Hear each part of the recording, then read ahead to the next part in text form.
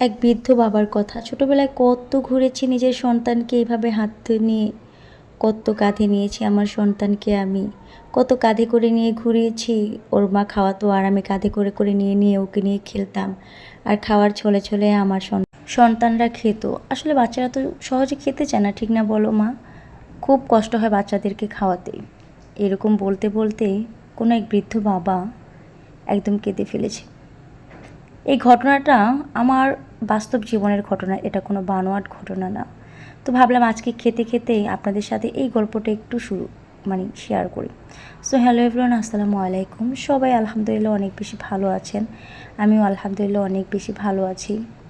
যাই হোক, ওই দিন আমার মেয়েকে নিয়ে হসপিটালে যাই। আর আমার মেয়ের যেহেতু প্রচুর পরিমাণে অ্যালার্জির প্রবলেম, তো কিছুদিন পরপরই আমাদের আর কি হসপিটালে যেতে হয়। তো আমার বাবু আলহামদুলিল্লাহ আপনাদের সকলের দোয়ায় টুকুর টুকুর হাঁটা শিখেছে, মানে পারে, মোটামুটি ভালোই পারে হাঁটতে। তো যাই হোক, জুতা পরে তেমন হাঁটতে পারে না। তো ওই দিন হাসপাতালে নেওয়ার পরে দেখলাম অনেক ভিড়, অনেক সিরিয়াল। তো আমরা অনেকটা লেট করে যাওয়াতে আমাদের সিরিয়ালটাও অনেক বেশি পরে, যার কারণে আমাদের একটু ওয়েট করতে হয়। আর ওই ম্যাডামটা খুব সুন্দর করে রুগী দেখে। যাই হোক, সব মিলিয়ে আমাদের অনেক বেশি লেট হয় ওই দিন ডাক্তার দেখাতে।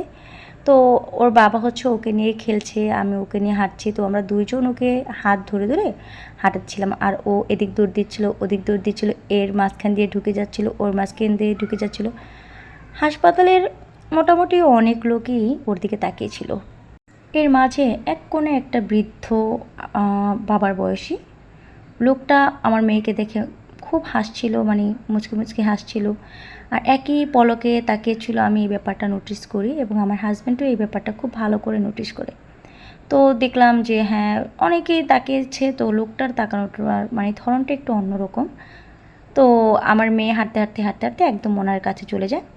তো যখন আমরা আনতে গেলাম তখন বলল যে তোমাদের বেবি, বাচ্চা আর কি। যাই হোক, আমরা বললাম যে হ্যাঁ আমার মেয়ে।